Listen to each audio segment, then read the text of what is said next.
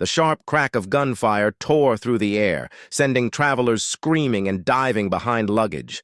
3 bullets had been fired, each one aimed at a man whose only crime was walking through the wrong checkpoint. He stood frozen, not out of fear, but disbelief. This wasn't a random mistake. This was the ugly face of prejudice, laid bare under cold airport lights. Yet what no one knew was that in less than 10 minutes, everything would change. Because this suspect wasn't running.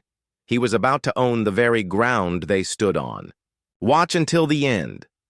Wait a second. Tell us where you're watching from in the comments, and don't forget to subscribe for more powerful stories like this. David King was a man who had built his empire from the ground up. Raised in a modest home with more ambition than resources, he clawed his way into becoming one of the most respected CEOs in global finance. His company's reach spanned multiple continents, his schedule filled with meetings that shaped industries. But today wasn't about business. It was about family. He was flying to attend his mother's 70th birthday celebration, a surprise he had planned for months. Wearing a tailored navy suit and carrying a slim leather briefcase, David moved through the airport with quiet confidence. For him, airports were routine, priority boarding, VIP lounges, private check-ins. But as he approached the security gate, attention began to build. Unblinking eyes followed his every step, and the once familiar hum of the terminal seemed to fade into something colder, sharper, and far more dangerous. It started with glances, sharp, assessing, and unbroken. 2 security officers peeled away from their posts, muttering into their radios, their gaze fixed on David. He assumed it was random screening, a minor inconvenience. But then 3 more guards appeared, forming a perimeter around him. The air seemed heavier now, the sound of footsteps and rolling suitcases muffled under the unspoken charge of suspicion. An announcement over the intercom instructed passengers near Gate 7 to clear the area. People hesitated, drawn to the unfolding tension. Phones appeared, recording as whispers spread, "He must be dangerous." David tightened his grip on the briefcase that held confidential contracts worth millions. Decades of work and success were reduced in an instant to the color of his skin. One officer edged closer, his hand hovering near his holster. Another blocked the nearest exit. David slowly raised his hands, not in surrender, but in bitter acknowledgement of a reality he had faced too many times in subtler forms.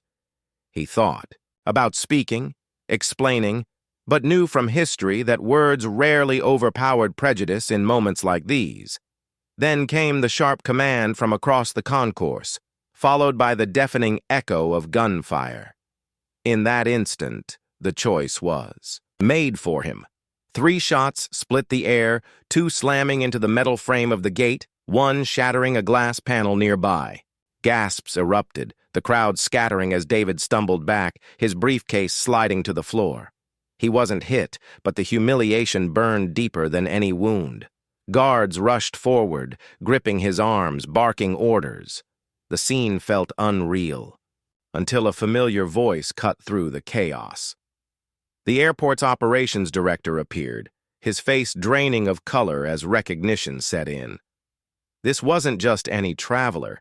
This was David King, one of the wealthiest men in the nation. And the director knew something the guards didn't. The man they had just targeted was, in a matter of minutes, about to become their employer. 10 minutes later, the terminal felt like another world.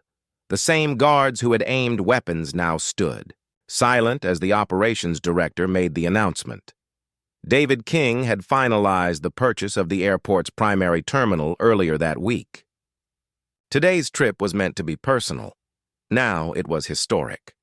Without raising his voice, David retrieved his briefcase, ordered an immediate review of all security procedures, and ensured disciplinary action would be taken. This wasn't about vengeance. It was about dismantling the prejudice that had almost cost him his life. As passengers whispered and cameras rolled, one question lingered in the air. How many more stories like this will it take before change comes? Where are you watching from? And what will you do if it happens where you live? Take care.